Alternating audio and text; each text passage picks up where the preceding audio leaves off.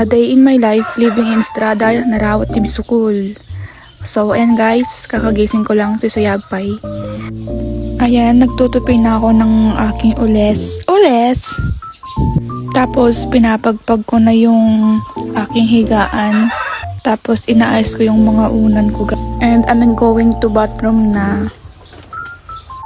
I comb my hair na. Tapos, magkakape na. Chor. Arte ah. Tapos nilagyan ko na ng Milo, nalagyan ko ng sugar, tapos nilagyan ko ng tubig na mainit, tapos nalaglag pa guys sa katangahan ko. So, ayun guys, bye-bye, char! So, let's mekos na this Milo. And ganyan ako magkape guys. Mas madami pa ito nga kaysa sa kape. Pagtapos ko magkape guys, nilagay ko na dun sa planggana. Tapos nilagyan ko siya ng water. And I wash na the kaldero na punong-puno ng uging ba guys. Kasi magluluto na ang ansifete niya. Yan guys, ang tigas pa ng kanin eh. And then maglalagay tayo ng ating falay, char, ng rice. Tapos arasawon tayo guys. Ayun guys, nagandod di pagidaan na isuatin nala na.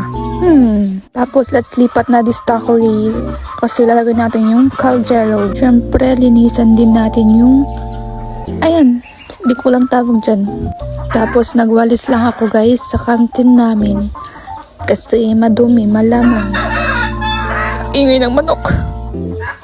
Ayun guys, magwalis-walis lang hanggang buong bahay.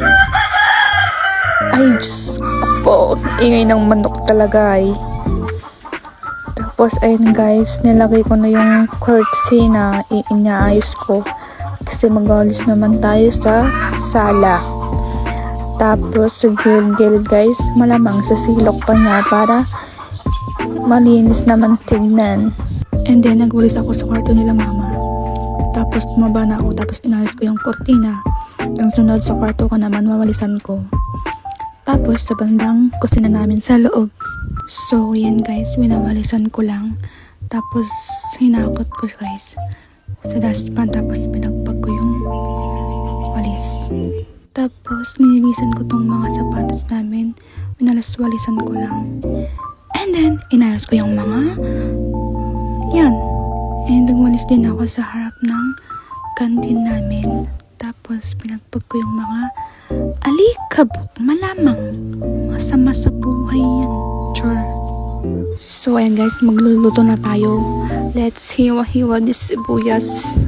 Tapos, lagyan natin ng 6 na itlog. Bilangan nyo na lang. Tapos, buksan natin yung corned beef. Tapos, buksan mo.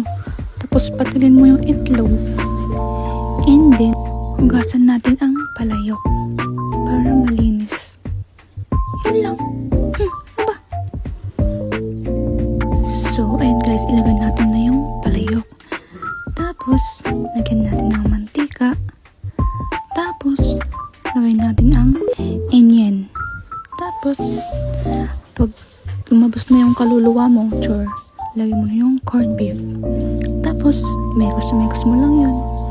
Tapos yan, lagay mo yung itlog.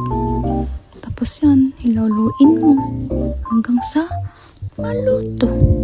Ayan, okay na yan guys. Tama na yan. Sure. Tapos yan, may apple na tapos hanguin na natin kasi luto na. Tapos ilagay natin sa malinis na plato. Sarap. Itlog na may corned beef. Tapos ilagay natin sa malinis na mangkok ang ating kanin. And then may apple dito na lalaki na naman na pogi daw siya. Saan si mama naglalaba siya. Tapos, tignan nyo, nauna pa siyang kumain. Ang kapal ng muka. Tignan nyo guys, mag-iisa pa ng kanin yan. Siyempre, ako naman. Kakuha din. Alangan naman siya lang. Tapos, kakain na kami. Yun si mama, kukuha na siya. Kakain na daw din siya. Wala si papa. Hindi namin kasabay kasi kumain na daw siya, sabi niya. Ayun guys, let's eat guys. Tapos, sumbunso namin, Nandyan na, kakagising lang. Tapos, akala mo kung sino. Doon pa sa umupo sa taas ng lamesa. Yan, halata namang hindi ako matakaw guys, no? Char. Ang dami kong nakain guys. Malamang di kami kumain kagabi. Kaya yan, gutom na gutom kaming lahat. And then, pagtapos namin mag-eat, inkalungkon guys, na apanak agin namin. So, yan guys, magwawash na ang antsipete nyo ng mga husin. Tapos, tong-to si mama. Mapapalaban ata ko dito kako eh. Nagmayatin, kasi ako makunkunan na mitin na. Piisip naman yung manok ata na tagtagari, itinola ka mamaya, maya ka sa akin. Pagtapos ko hugasan, ay binanlawan ko na siya guys. Bitch na manok. Bali na. Ayun guys, binanlawan ko na ang aking hinugasan. Tapos, ilalagay ko dun sa basket malamang.